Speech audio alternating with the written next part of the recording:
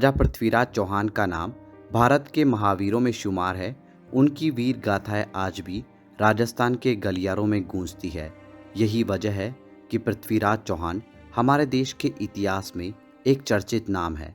भारत की कई ऐतिहासिक किताबों में पृथ्वीराज चौहान के बारे में आपको पढ़ने को मिल जाएगा। यह तो आप सभी जानते हैं कि पृथ्वीराज चौहान एक वीर योद्धा थे, मगर यह बहुत कम लोग जानते हैं कि वो एक प्रेमी भी थे।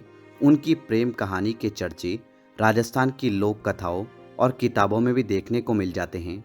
आज के इस वीडियो में हम आपको वीर योद्धा पृथ्वीराज चौहान और रानी संयोगिता की प्रेम कहानी के बारे में बताएंगे, जो किसी फिल्म से कम नहीं थी। इस प्रेम कहानी में आपको रोमांच और इमोशन दोनों ही भरपूर मात्रा में मिलेंगे। तो देर किस बात की, आइए जानते हैं इस ऐतिहासिक लव स्टोरी के बारे में। पृथ्वीराज चौहान के बारे में तो ज़्यादातर लोग जानते हैं, मगर संयोगिता के बारे में इतिहास ज़्यादा जानकारी नहीं देता है। आपको बता दें कि संयोगिता कन्नौज के राजा जयचंद की बेटी थी, जिनकी खूबसूरती के चर्चे दूर दूर तक हुआ करते थे। उन्हें बचपन में कांतिमती और संजुक्ता जैसे नामों से बुलाया जाता था। माना जाता है कि एक बार राजा जयचंद के दरबार में एक नामी चित्रकार आया था। वह चित्रकार अपने साथ कई राजाओं और रानियों की तस्वीर लेकर आया था। उन्हीं चित्रों में से एक चित्र पृथ्वीराज चौहान का भी था। तस्वीर देखते ही संयोगिता उन्हें अपना दिल हार बैठी।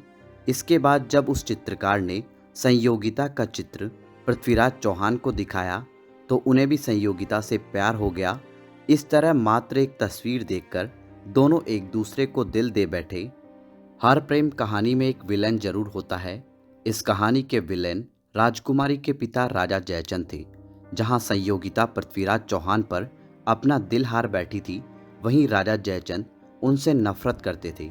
जिस वक्त पृथ्वीराज चौहान दिल्ली में शासन कर रहे थे, उस दौर में राजकुमारी संयोगिता का स्वयंवर आयोजित किया गया। इस स्वयंवर में अलग अलग राज्यों के राजाओं और राजकुमारों को बुलाया गया। पृथ्वीराज चौहान को यह निमंत्रण मिला, मगर उनके सामंतों को इस बात में गड़बड़ी महसूस हुई, जिस कारण पृथ्वीराज ने इस निमंत्रण को अस्वीकार कर दिया। पृथ्वीराज के इस रवैये ने राजा को आग बबूला कर दिया, जिसके बाद जयचंद ने यज्ञ मंडप के दरवाजे पर पृथ्वीराज चौहान की मूर्ति बनवाई और उसे द्वारपाल के रूप में लगवा दिया। अपने इस फैसले के जरिए राजा जयचंद पृथ्वीराज को नीचा दिखाना चाहते थे, लेकिन इसके बाद वह हुआ जिसकी उम्मीद किसी को भी नहीं थी। राजमहल में स्वयंवर का आयोजन किया गया। संयोगिता अपने पिता के मूर्ति लगाने के फैसले से बेहद नाराज थी। जब स्वयंवर शुरू हुआ तो संयोगिता से किसी एक राजा को चुनने के लिए कहा गया। तब उन्होंने स्वयंवर करने से इनकार कर दिया, लेकिन जब उन्हें पता चला कि पृथ्वीराज चौहान नहीं आए, तो उन्होंने दरवाजे पर लगी उनकी मूर्ति को ही वरमाला पहनाने का फैसला कर लिया। जैसे ही संयोगिता मूर्ति को माला पहनाने के लिए आगे बढ़ी, उसी दौरान पृथ्वीराज वहां पहुंच गए। यह देखकर संयोगिता बेहद खुश हुई और उन्होंने पृथ्वीराज चौहान के गले में वरमाला पहना दी। इसी के साथ दोनों का स्वयंवर पूरा हो गया। पृथ्वीराज चौहान स्वयंवर से सीधे दिल्ली चले गए। माना जाता है कि राजा जयचंद हमेशा से ही पृथ्वीराज चौहान से दुश्मनी रखते थे, जिस कारण उनसे बदला लेने के लिए राजा ने अफगान के मुस्लिम शासक मोहम्मद गौरी को पृथ्वीराज चौहान पर आक्रमण करने के लिए आमंत्रित किया था। इतिहास में हम पाते हैं कि मोहम्मद गौरी और पृथ्वीराज चौहान के बीच 17 युद्ध होते हैं, जिनमें 16 बार युद्ध में गौरी को हार का सामना करना पड़ता है। वहीं 17वें युद्ध में गौरी जीत जाता है और राजा पृथ्वीराज चौहान को बंदी बना लेता है।